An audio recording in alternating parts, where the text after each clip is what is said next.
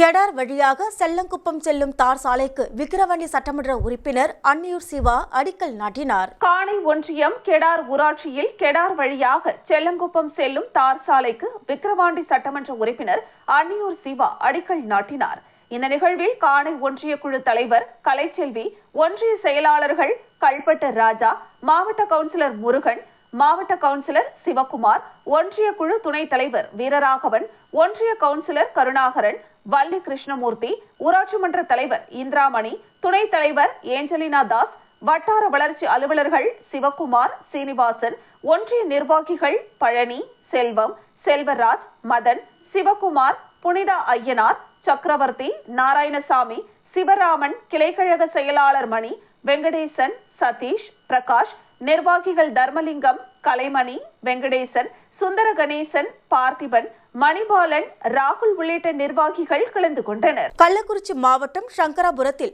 மாற்றுத்திறன் கூட்டமைப்பு சார்பில் நலத்திட்ட உதவிகள் மற்றும் நல்லாசிரியர் விருது வழங்கும் விழா நடைபெற்றது. அனைத்து அரசு பணி மாற்றுத்திறனாளிகள் நலச்சங்கம், தமிழ்நாடு மாற்றுத்திறனாளிகளின் சங்கங்களின் கூட்டமைப்பு இணைந்து ஆசிரியர் தின விழா மற்றும் மாற்றுத்திறனாளிகளுக்கு நலத்திட்ட உதவிகள் வழங்கும் விழா நடைபெற்றது. இந்த நிகழ்ச்சியில் மாநில தலைவர் சீனிவாசன் தலைமை தாங்கினார். துணைத் தலைவர் நெடியவேல், பொருளாளர் ஜெய்சங்கர் ஆகியோர் முன்னிலை வகித்தனர்.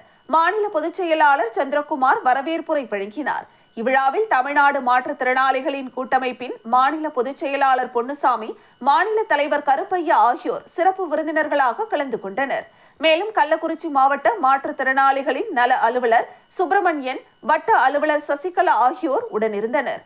இந்த நிகழ்ச்சியில் கோயம்புத்தூர் மாவட்டம் சக்திவேல், புதுக்கோட்டை மாவட்ட ரவிச்சந்திரன், கள்ளக்குறிச்சி மாவட்டம் சங்கராபுரம் ரமேஷ், கோயம்புத்தூர் மாவட்டம் ரவிச்சந்திரன், தஞ்சாவூர் மாவட்டம் அன்னையன் அவர்களுக்கு நல்லாசிரியர் விருது வழங்கப்பட்டது. சிறப்பு விருந்தினராக கலந்து கொண்டு சிம்மச்சந்திரன் நலத்திட்ட உதவிகள் வழங்கினார்.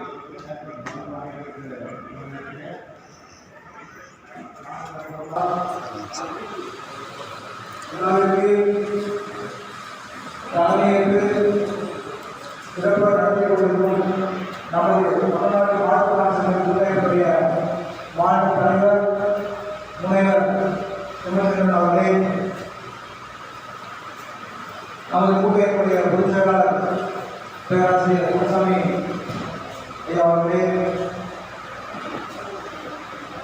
கள்ளக்குறிச்சி மாவட்டத்தினுடைய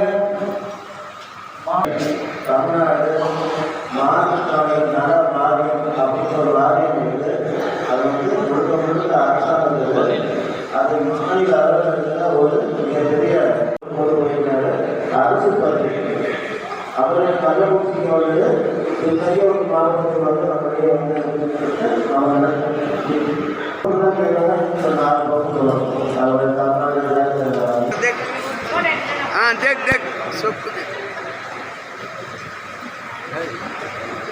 நன்றி நன்றி.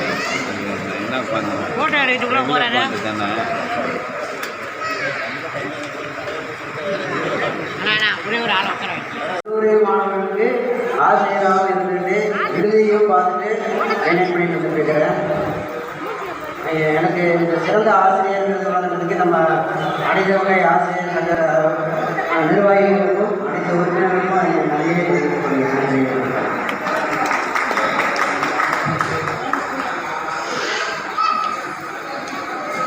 எனது பெயர் வி ரமேஷ். சங்கராபுரம் அரசு மகளிர் மேல்நிலைப் பள்ளியில் பட்டதாரி ஆசிரியராக கடந்த 17 ஆண்டுகளாக பணிபுரிந்து வருகிறேன். தமிழ்நாடு அரசு அனைத்து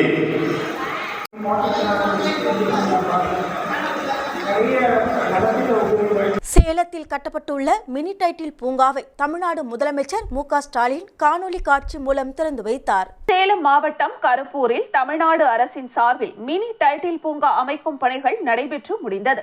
தமிழகத்தின் தலைநகரை போல வேகமாக வளர்ந்து வரும் நகரங்களில் டைட்டில் நியோ என்று அழைக்கப்படும் மினி டைட்டில் பூங்காவை அமைத்து தமிழக அரசு நடவடிக்கை எடுத்தது. அதன்படி சேலம் பெங்களூர் தேசிய நெடுஞ்சாலையில் சேலம் அரசு பொறியியல் கல்லூரி அருகில் மினி நியோ டைட்டில் பூங்கா அமைக்க 15 ஏக்கர் நிலம் ஒதுக்கீடு செய்யப்பட்டது. அங்கு 55,000 சதுர அடி பரப்பளவில் தரைத்தளம் உட்பட 4 தளங்கள் கொண்ட பிரம்மாண்ட கட்டிடம் கட்டப்பட்டுள்ளது. இந்த பணியை 35 கோடி ரூபாய் மதிப்பீட்டில் மேற்கொள்ள முதலமைச்சர் மு.க.ஸ்டாலின் கடந்த 2023ஆம் ஆண்டு மே மாதம் அடிக்கல் நாட்டினார்.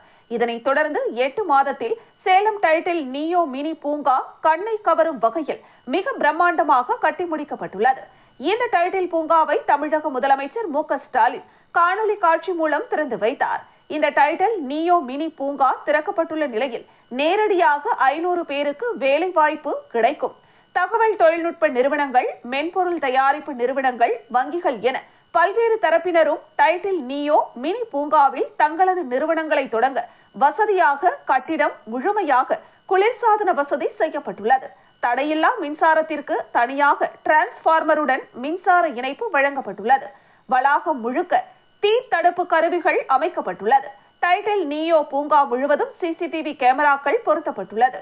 மேலும் பல்வேறு அதிநவீன தொழில்நுட்பங்களுடனும் பாதுகாப்பு அம்சங்களுடனும் இந்த பூங்கா அமைக்கப்பட்டுள்ளது. மினி டைட்டில் பூங்கா சேலத்தில் அமைவதால் பெரு நிறுவனங்கள் தங்களது கிளைகளை சேலத்தில் தொடங்க முன்வந்துள்ளனர். மிக அருகில் சேலம் விமான நிலையம் இருப்பதால் சேலம் டைட்டில் நியோ மினி பூங்கா மிக பிரம்மாண்டமான வளர்ச்சியை பெறும் என்று தொழில் நிறுவனங்கள் தெரிவித்துள்ளன. சேலத்தில் உள்ள இளைஞர்கள் இனிமேல் பெங்களூரு, சென்னை போன்ற பெருநகரங்களுக்கு செல்ல தேவையில்லாத நிலை உருவாக்கப்பட்டுள்ளது. பெருநகரங்களில் உள்ள நிறுவனங்கள் வளர்ந்து வரும் நகருக்கு வருவதற்கான வாய்ப்புகள் உருவாக்கப்பட்டுள்ளது. சேலம் மினி டைட்டில் பார்க்கில் தொழில் நிறுவனங்களை தொடங்க நிறுவனங்களுக்கு தமிழ்நாடு அரசு அழைப்பு விடுத்துள்ளது. இதுவரை 3 நிறுவனங்கள் பதிவு செய்துள்ளது. இதனால் சேலம் மற்றும் அண்டை மாவட்டங்களை சேர்ந்த இளைஞர்களும் பொதுமக்களும் மகிழ்ச்சி அடைந்துள்ளனர்.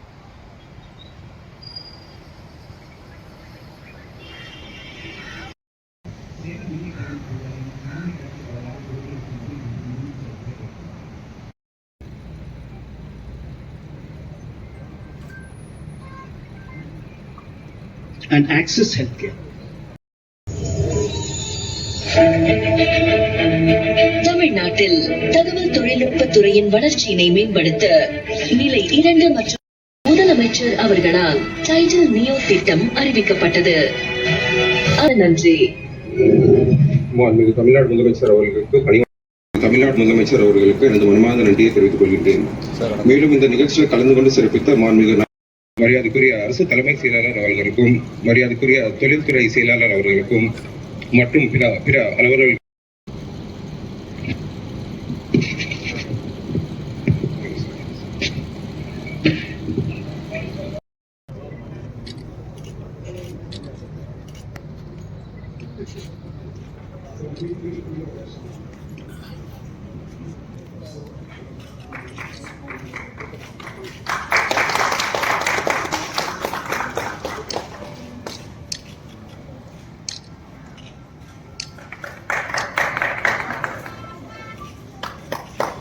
பழனியில் அரிமா சங்கம் அரசு மருத்துவமனை கல்லூரி ஆகியவை இணைந்து ரத்த தான முகாம் நிகழ்ச்சி நடைபெற்றது. திண்டுக்கல் மாவட்டம் பழனியில் உள்ள பழனி ஆண்டவர் கலை பண்பாட்டு கல்லூரி வளாகத்தில் நாட்டு நலப்பணி திட்டம் மற்றும் பழனி தங்கரதம், அரிமா சங்கம் மற்றும் பழனி அரசு மருத்துவமனை இணைந்து ரத்த தான முகாம் நிகழ்ச்சியை நடத்தியது. இம்முகாமில் பழனி ஆண்டவர் கல்லூரி முதல்வர் ஆனந்தி வரவேற்புரையாற்றினார்.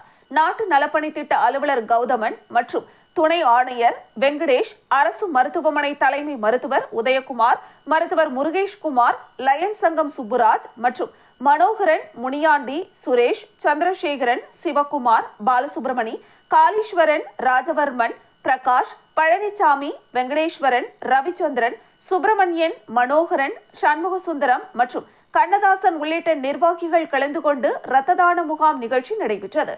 தொடர்ந்து இம்முகாமில் கல்லூரி மாணவர்கள், சமூக ஆர்வலர்கள், தன்னார்வலர்கள், கொடையாளர்கள் என அனைவரும் திரளாக கலந்து கொண்டு ரத்த தானம் செய்தனர்.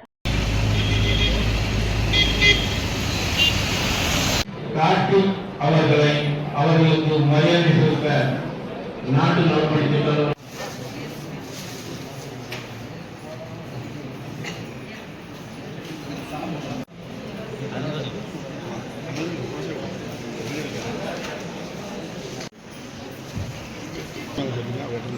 டாக்டர் வெங்கடேஷ் பெருமாள் சாருக்கு, ஜி பாலசுப்ரமணியம் அவர்களை, சுப்ராஜ், ஜிஎஸ்டி கோஆர்டினேட்டர் டிஸ்ட்ரிக்ட் மருத்துவர்கிட்ட பேசுறதுக்கான ஒரு வழிமுறையும் அது ஏற்படுத்துது. இதனால அப்படி பேசும்போது மருத்துவர்களிடையும் நோயாளிகளுக்கும் ஒரு நல்ல ஒரு புரிதல் ஏற்படுத்துகிறது. அதாவது இந்த மாதிரி ஒரு புரிதல் ஏற்படும் போது நோயாளிகளுக்கு ஒரு பாதுகாப்பாக அதை கொடுத்து அந்த குழந்தையை நல்லா பிரசவிக்கிறதுக்காக அவங்களுக்கு ரொம்ப உதவியாக கொடுக்குற பிளட் 24 hours நமக்கு நம்ம உடம்புல அதே ஊறிடும் சொல்லிடுவாங்க. 3 தடவை கொடுக்கலாம். 3 தடவை நம்ம கொடுத்தோம்னா நம்ம உடல் ஆரோக்கியமா இருக்கும். நம்ம இருக்கிற அந்த கெட்ட கொழுப்பு எல்லாமே போயிடும். இது ஒரு நமக்கு நல்லதுக்காகவே.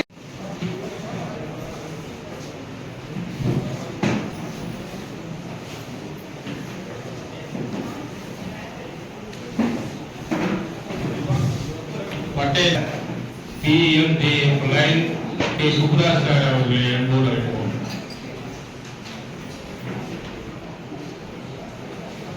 அயோத்தியாபட்டினம் வடக்கு ஒன்றிய அதிமுக சார்பாக ஆலோசனை கூட்டம் நடைபெற்றது. சேலம் மாவட்டம் அயோத்தியாபட்டினம் வடக்கு ஒன்றிய அதிமுக சார்பாக கழக செயல் வீரர்கள் மற்றும் வீராங்கனைகள் ஆலோசனை கூட்டம் அயோத்தியாபட்டினம் அருகே மின்னாம்பள்ளி பகுதியில் உள்ள தனியார் திருமண மண்டபத்தில் நடைபெற்றது. இதில் ஒன்றிய கழக பொறுப்பாளர், மாவட்ட பாசறை செயலாளர் ராஜராஜ சோழன் வரவேற்புரையாற்றினார்.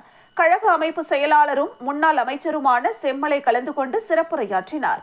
இதில் அதிமுக சேலம் புறநகர் மாவட்ட செயலாளர் இளங்கோவன் பேசுகையில், கழக பொதுச் செயலாளர் பழனிசாமி ஆட்சியில் பல்வேறு திட்டங்கள் செயல்படுத்தப்பட்டுள்ளது. இதை நிர்வாகிகள் மக்களிடத்தில் கொண்டு செல்ல வேண்டும்.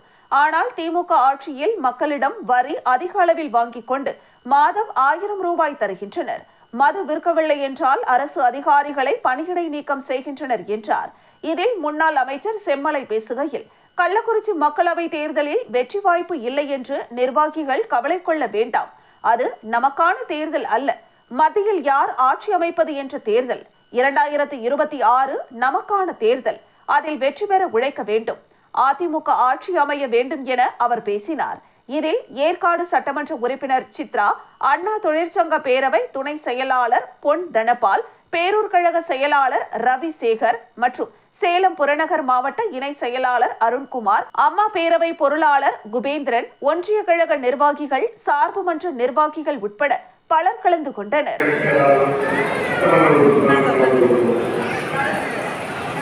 மிக சிறப்பான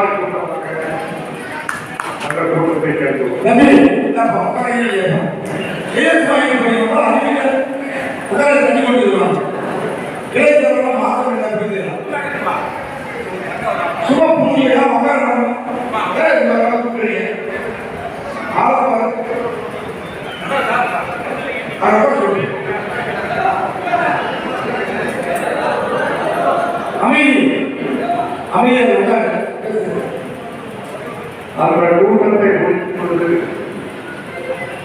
அயோத்தியாபட்டினம் வடக்கு ஒன்றியத்திற்கு வந்து கூட்டத்தை பார்த்தபோது அந்த கூட்டத்தை ஒப்பிட்டு பார்க்கிற போது இந்த கூட்டம் மிக மிக மிக சிறப்பாக இருக்கிறது என்பதை மகிழ்ச்சியோடு காலை இவ்வளவு நேரம் 4 மணி வரை காத்திருக்கிறீர்கள் சொன்னால் இந்த இயக்கத்தின் மீது